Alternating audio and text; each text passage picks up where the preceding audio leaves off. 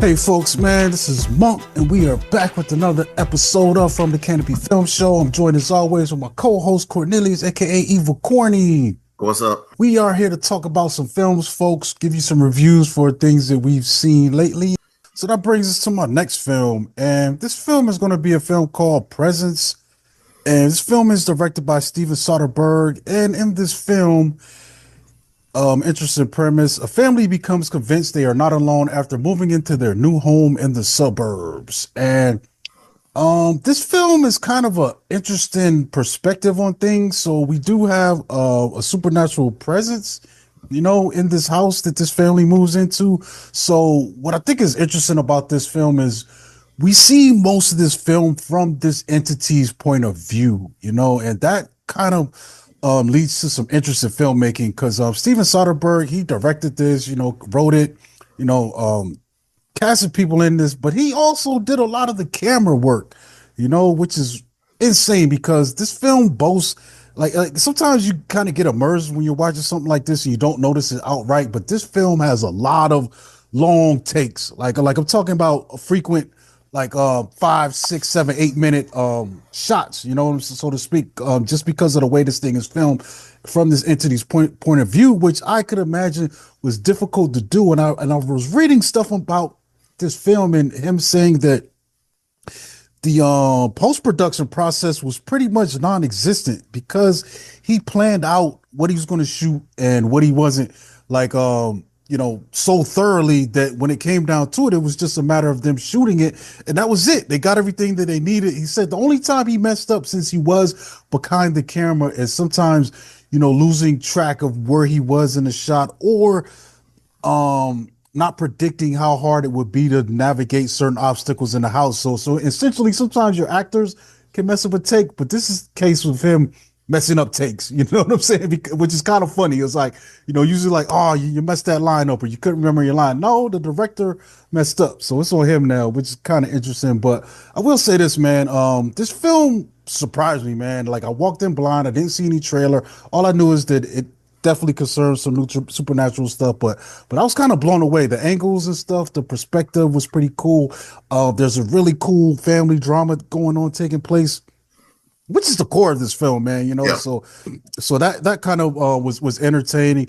And then the supernatural stuff seemed to be sprinkled on top. I think at the core though was this family's dynamics and the things that they had to sort out, amongst each other. So yeah. But what'd you think about it? I really like the film. To me, I expect a little bit more out of Steven Soderbergh, but knowing that he actually was behind the camera, that kind of puts things in a different perspective for me. Yeah. It's a real good story. It's nothing overly. It's like you said, it's just family drama type stuff that's happening in here, and an overall story isn't that complicated. It's just to where you are kind of seeing, like first person through the eyes of an entity or whatever, which I thought was kind of neat. But overall, I overall like this film. One aspect of this thing that surprised me was people's reactions to it, because I think there's a problem with how this film was marketed. This is the scariest film ever, scariest film of the year type marketing, and it's not a scary film, in my opinion. There are some things that are, highly suspenseful at times, but as far as this entity, it's not really a scary entity. There might be a couple of things that happen in this film that are spooky, to the people observing it, but as a viewer, I wasn't really on the edge of my seat. There were things that had me on the edge of my seat, but they weren't fear based. You know what I'm saying? It's more like anticipation or what's going to happen here, kind of moments, and I think that kind of does this film a disservice when you market your film one way and your audience is expecting one thing and then it happens to be another. It's like if you're going into like a something that's advertised to you like it's going to be this really slap knee comedy and it ends up being this serious melodrama. Yeah. I'd probably be a little ticked off, at the advertising, because I feel like what it does is it sets up the audience to not be receptive to what you were putting on the screen. And like I said, man, I went in with open mind and immediately I was pulled in, man. The way this thing is wheeling around. He's using the camera to kind of represent this entity that's in this house, and all of a sudden you got a new family moving in, and it's almost like at times we're looking at this entity filling out the characters, and in a way, this thing is kind of filling out the family, and you could even see that it starts having favorites, Yeah, at yeah, one yeah, point. And shout out to Lucy Liu in here. She plays the mom in this film.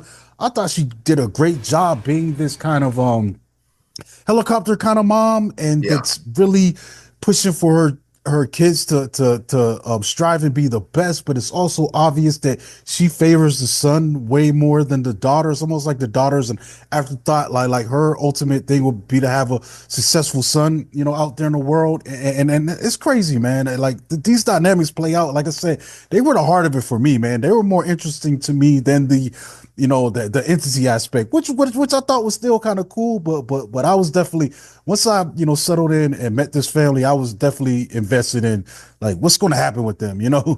Yeah, that was dope. I will say this, man. If you're wanting to see this, I would say see it, especially if you're a fan of this guy's work. Soderbergh, he's been doing a lot of weird stuff now where he's experimenting with shooting film with cell phones, which he did with this film too, man. And it's not just he's out here holding his phone up. He's got yeah. like I've seen his rig, bro. There's still like $6,000 or $7,000 worth of lenses and stuff Lenses and on attached to this iPhone. phone.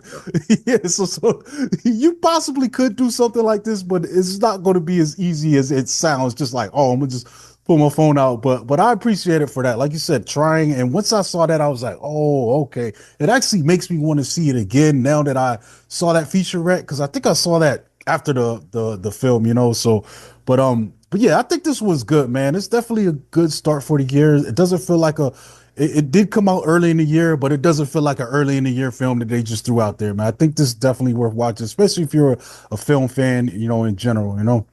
yeah, and just like you said, with Soderbergh, it's like he's left Hollywood and or just does whatever he wants to film wise. Because like I Yeah. think was it No Sudden Move? Not No Sudden Move.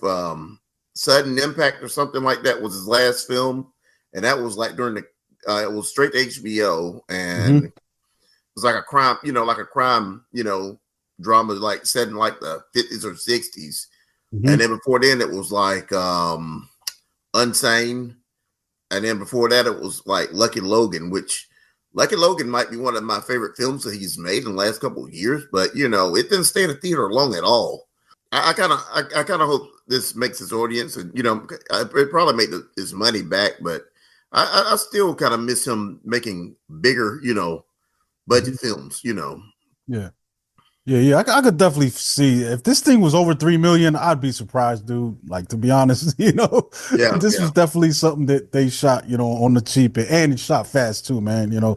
But yeah, he also did High Flying Bird for Netflix in 2019.